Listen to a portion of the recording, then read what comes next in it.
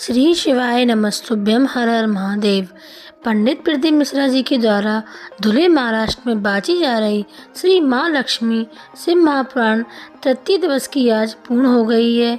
कथा में गुरुजी ने कुछ महत्वपूर्ण जानकारी, पत्र व उपाय बताए हैं। अगर आपने कथा का श्रवणपान नहीं किया है तो इस छोटी सी वीडियो के माध्यम से आपको कथा की संपूर्ण जानकारी मिल जाएगी।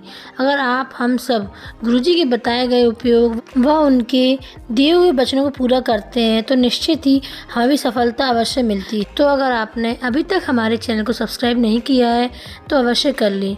वीडियो को लाइक एंड शेयर भी ज़रूर कर लें। तो चलो चलते हैं। प्रथम महत्वपूर्ण जानकारी के बारे में गुरुजी बताते हैं कि अगर 2 हफ्ते भी उसे दृढ़ता से कर लिया जाता है तो शंकर की कृपा प्राप्त हो जाती है।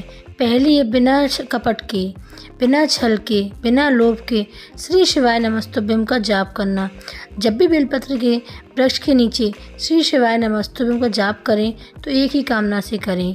दूसरा है बेलपत्र के वृक्ष जो सूख गया है, कटने वाला है, उस वृक्ष की जड़ का थोड़ा सा भाग लेकर आएं, उसका चंदन बनाकर शिवलिंग पर जरूर लगाएं। दूसरी महत्वपूर्ण जानकारी के बारे में गुरुजी कहते हैं कि शंकर की अविरल भक्ति करने वाला, भजन करने वाला, रोज से मंदिर जाने वाले उस व्यक्ति के चरणों की रज पर अगर गिद्ध के पंख भी गिर जाएं तो वह सोने के हो जाते हैं। तीसरी महत्वपूर्ण जानकारी के बारे में सो कंचन सचिन पाटिल जिला जलगांव से पत्र लेकर आई हैं। वह लिखती हैं कि गुरुदेव, मेरी बेटी 11 साल की है। उसकी उम्र के हिसाब से उसकी हाइट कम है। तब उसे जलगांव डॉक्टर को दिखाने गए। वहाँ उसकी जांचें हुई और उन जांचों में से एक जांच मुंबई गई और जब वो जांच आई तब पता चला कि उसका लीवर और किडनी बिल्कुल ख़राब थी। तब हमने वहीं मुंबई में इलाज शुरू किया पर कुछ समझ नहीं आया। तब मेरी बेटी बोली, आई तू चिंता मत कर, सब सही हो जाएगा। जब सीहोर वाले पंडित जी कहते हैं कथा सुनने वाला भी शंकर और सुनाने वाला भी शंकर है, तब उसके बाद हमने डॉक्टर से कुछ समय मांगा और बेटी की छुट्टी करवाई। वहाँ से हम सीधे सीहोर गए, रुद्राक्ष लेकर आए और शंकर जी पर जल चढ़ाना शुरू किया और उसके बाद उसी जल को हमने अपनी बेटी को आचमन कराते। फिर 15 दिन के बाद हम मुंबई गए, जाँचें हुई। तब डॉक्टर हैरान थे कि जो लीवर डैमेज था वो कैसे सही हो गया। इसी का हम धन्यवाद करने यहाँ आए हैं। चौथी महत्वपूर्ण जानकारी के बारे में गुरुजी कहते हैं कि जब भी शिव मंदिर जाएं तो इन 3 चीज़ों का विशेष ध्यान रखना चाहिए। पहला है अपने घर का 1 लोटा जल। दूसरा है अगर मंदिर में सफाई करने का मौका मिल जाए, झाड़ू पोछा करने का मौका मिल जाए, जो दिए हैं इधर उधर रखे हुए हैं उन्हें इकट्ठा करके रख दें।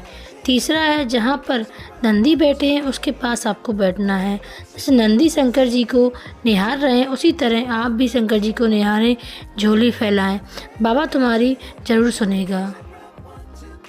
5वीं महत्वपूर्ण जानकारी के बारे में गुरुजी बताते हैं कि शिवजी पर चढ़ा हुआ जल पहले जलाधारी पर ही क्यों गिरता है और शिवलिंग को जलाधारी पर ही क्यों रखा जाता है।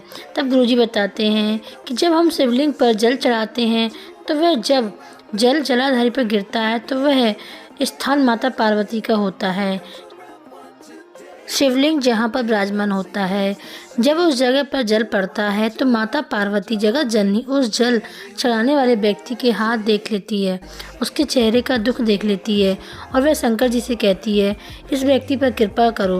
वह रोज जल चढ़ाने आती है क्योंकि हमारे देव अधिदेव महादेव ज़्यादा से ज़्यादा तब साधना में लीन रहते हैं, नेत्र बंद रहते हैं।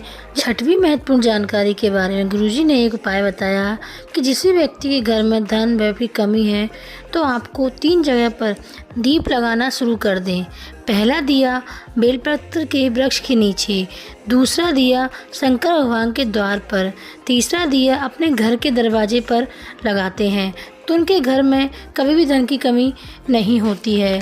7वीं महत्वपूर्ण जानकारी के बारे में गुरुजी बताते हैं कि कोई भी तुम्हें दुख दे, दर्द दे, गाली दे, तुम उसे भूल जाओ।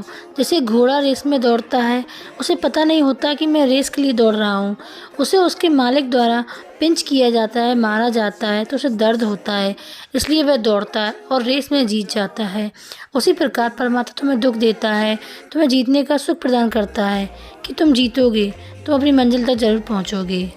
8वीं महत्वपूर्ण जानकारी के बारे में गुरुजी बताते हैं कि 21 नवंबर से 25 नवंबर तक नासिक त्र्यंबकेश्वर पंचवटी में कथा होने जा रही, जिसका समय दोपहर 2 बजे से 5 बजे तक रहेगा। तो फ्रेंड्स, ये वीडियो कैसी लगी कमेंट सेक्शन में जरूर बताएं। मिलते हैं अगली वीडियो में। आपका दिन शुभ हो, मंगल में हो। श्री शिवाय नमस्तुभ्यम। हर हर महादेव।